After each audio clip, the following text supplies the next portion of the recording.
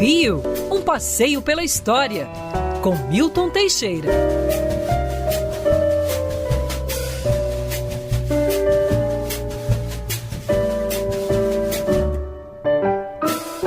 Professor e Felipe Moura Brasil também, viu, Rodolfo? Opa! Então, primeiro, Felipe, um abraço para você, bom dia. Salve, salve, Rodolfo Schneider, ouvintes, equipe, bom dia a todos. Vamos juntos até o meio-dia comigo, mas ainda tem professor antes. E aí, professor querido Milton Teixeira, bom dia para você. Bom dia, Rodolfo, bom dia, Felipe, bom dia, Pinho, e, bom dia. claro, bom dia, queridos ouvintes da grande família Band.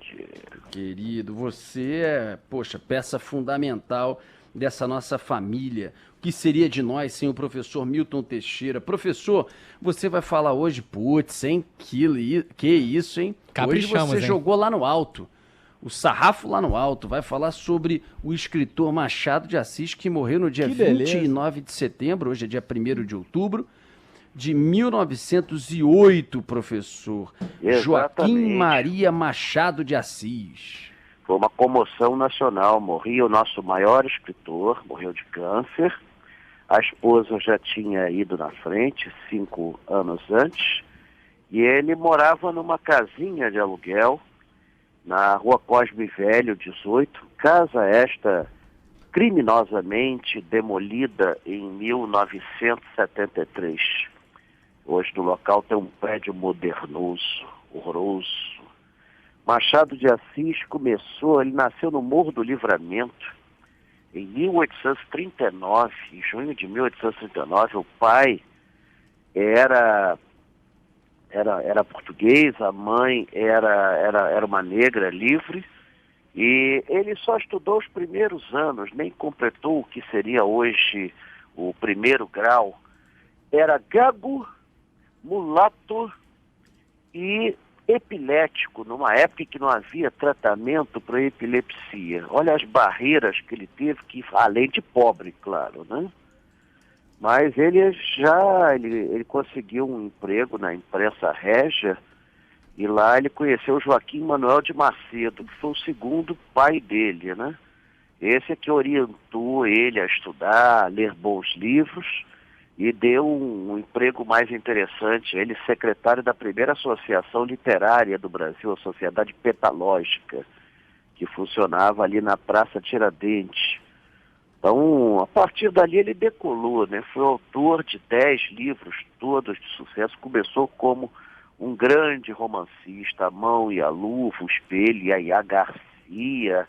Depois ele descambou para o realismo e até para o surrealismo, com Memórias Póstumas de Brás Cubas, até culminar com o Memorial de Aires, que foi o último livro dele, que é praticamente uma autobiografia, já que ele era o conselheiro Aires nas histórias. Foi o primeiro a escrever um livro de psicologia, que até hoje é discutido, né? O Dom Casmurro, Capitu traiu ou não traiu? Traiu ou não traiu? Claro que traiu.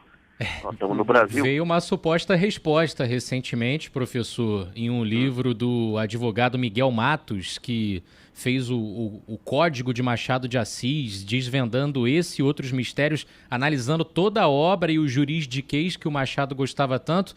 Ele disse que a resposta estava em um outro livro. Eu não vou contar para não estragar para quem quiser ler, mas o Código de Machado de Assis traria a resposta de que sim, Capitu traiu Bentinho. Sim, até pelo nome dela, Capitulina, que quer dizer capitulou, ou seja, deu. Pronto. Professor. Mas ele está enterrado no cemitério São João Batista, no memorial da Academia Brasileira de Direito. Ele é considerado um dos maiores escritores de língua portuguesa e um dos maiores escritores do mundo, no geral, né? Presentemente ele vem considerado um dos melhores do mundo. E está no livro dos heróis do Brasil, lá em Brasília, né? Está no livro dos heróis, e é uma figura importantíssima, é o único cara que nos transporta realmente ao Brasil Império. Você tem 1 milhão de livros falando do Brasil Império, nenhum deles te leva ao Brasil Império. O único que te transporta são os livros do Machado de Assis. Você se sente no Brasil Imperial. Você vive do Brasil Imperial quando lê as obras dele. É algo assim inacreditável. Diga, Rodolfo. Felipe também é apreciador da obra, né? Aprecio demais a obra de Machado de Assis. Muito se fala, evidentemente, dos romances, mas também aprecio muito os contos machadianos. Tem um que eu adoro, que é um apólogo, que é a conversa ali do novelo de linha com a agulha. É um negócio assim sensacional, e isso virou até audiobook na voz do extraordinário ator Otton Bastos, que faz uma interpretação dos contos de Machado de Assis absolutamente extraordinária. Eu recomendo, isso aí dá para encontrar. Ele foi autor de 600 crônicas. Pois é. Ele começou a escrever com 15 anos de idade, quando fez a primeira poesia, Ela. Olha, eu considero assim o primeiro romance, eles dizem que é realismo, mas eu acho aquilo ali um realismo fantástico, Memórias Póstumas, do Brás Cubas. É um livro que só esse livro já colocaria ele lá no topo. Então, foi assim, o pioneiro do realismo, foi um dos maiores romancistas, foi tudo assim. E é o tal negócio, nós não temos nem ao menos a lembrança da sua casa, da Rua Cosme Velho 18, que teve, assim, um outro dono trágico. Não sei se vocês têm ideia. A casa depois foi vendida a um inglês, Joseph Smith, que vinha se aposentar e ia para o Brasil. Sabe quem era esse Joseph Smith? Comandante do Titanic. Porra. Que coisa. Aliás, Machado de Assis, grande parceiro de Joaquim Nabuco também, eram amigos, trocavam correspondências. Eu já escrevi um artigo chamado Sobre Pequenos e Grandes Homens, em que eu falava dessa relação, um recebendo o original do livro do outro, comentando. Eles que foram parceiros, né, professor, na Academia Brasileira de Letras, né, na fundação, no começo. Bom, ele foi o presidente, o fundador da academia. A academia funcionou, na administração dele, funcionou provisoriamente no Liceu Literário, no Real Gabinete Português de Leitura, e depois passou para a Confeitaria Colombo. Até hoje tem lá a placa em homenagem a ele no local que ele sentava. É um espetáculo. A Colombo guarda essa memória muito bem. E professor... Diga. Não, eu ia passar para o próximo tema, que é a transferência da capital brasileira do Rio de Janeiro para Brasília, essa mudança que foi aprovada pelo Congresso no dia 1º de outubro de 1957. Então, como hoje é 1º de outubro, por favor, lembre para a gente essa história, professor.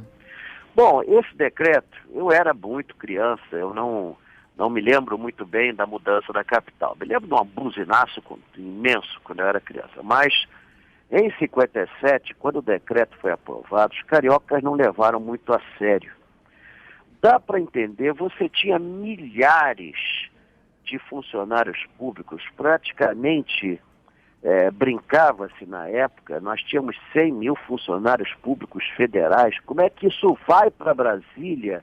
Imagine 100 mil famílias tendo que largar tudo. E antigamente, funcionário público era mais ou menos um cargo herdado, tipo cargo de nobreza. Então o pai tinha sido funcionário, o filho era funcionário, o neto era funcionário público federal. Era muito envolvido com o Rio de Janeiro. Imagina o que foi o desespero dessa gente. Não foi de imediato, não. Do início ninguém acreditava que esse decreto fosse levado a sério. Foi feito debate na TV, mas ninguém acreditava. Mas em 1958, quando ficou pronto o Palácio da Alvorada, a turma aqui começou a arrancar os cabelos. Foi um troço de louco. E o que vai ser do Rio de Janeiro? Rio de Janeiro vai ser o quê? Vai se fundir com Niterói? Na última instância, resolveram transformar isso aqui no estado da Guanabara, uma cidade-estado, como você tem na Europa.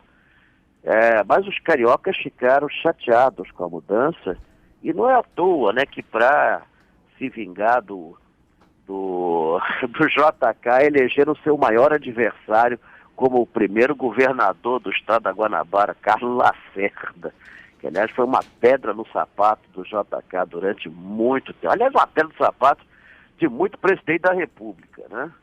Então, vai já começar por Getúlio Vargas. Então, foi a partir do atentado contra Lacerda que começou o fio da meada que vai levar ao suicídio de Vargas. Então, vai ser a partir de uma denúncia de Lacerda que Jânio vai renunciar. E ele é que vai ser um dos primeiros a denunciar o regime militar que ele de início apoiou. Lacerda era um polemista de talento, nascido no Rio de Janeiro em 1914, era jornalista, não chegou a se formar advogado, mas era um homem cultíssimo, falava vários idiomas, sabia livros de cor, sabia Shakespeare, conhecia Shakespeare e fez tradução do inglês para o português. Tinha uma voz de barítono espetacular, quando ele falava todo mundo calava a boca. Os discursos dele eram meio empolados, mas era um pouco da época, né? Ninguém entendia nada, mas todo mundo aplaudia no final. Era fantástico. Mas em 1957, 58 veio o pânico. 58 veio o pânico. E não adiantou ganharmos a Copa do Mundo. O pessoal ficou apavorado. Quando veio 21 de abril de 1960, foi cumprida a promessa, que a capital foi para Brasília, isto aqui virou o estado da Guanabara. Tínhamos um governador provisório, José Sete Câmara. Ele depois convocou as eleições, vencendo Carlos Lacerda, que ficou até o final de 65, quando então depois vai ser eleito Negrão de Lima. O estado da Guanabara durou 15 anos, e até hoje muita gente tem saudade dele. Eu mesmo tenho, sou um saudosista. Mas paciência, passou, está passado. A capital saiu daqui, foi para Brasília. O Brasil deu um salto positivo com a construção da capital em Brasília, isso não tenha dúvidas. Eu não imagino aqueles políticos de Brasília aqui no Rio de Janeiro. Aqui no Rio de Janeiro talvez não se roubasse tanto, porque, você chegava na janela do Palácio do Presidente. Era algo diferente. O Palácio do Catete era colado na rua, você podia chegar na janela do presidente. Então, também não sei se isso funcionaria aqui.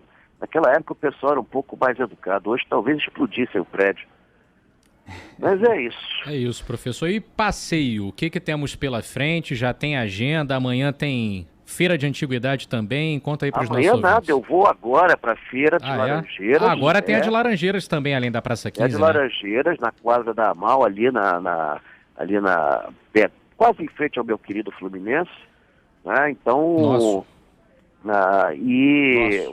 minha esposa já está lá, desde 7 horas da manhã, eu vou acompanhá-la, e amanhã tem Praça 15. Agora, no final do mês, vamos ter passeio virtual, sim. Sim. Nós só estamos discutindo ao certo qual é o local. O Departamento Comercial da Band está entrando em contato com algumas instituições para ver a possibilidade de nós realizarmos um passeio, eu e Lacerda, passeio mesmo, indo lá com câmera, tudo e filmar.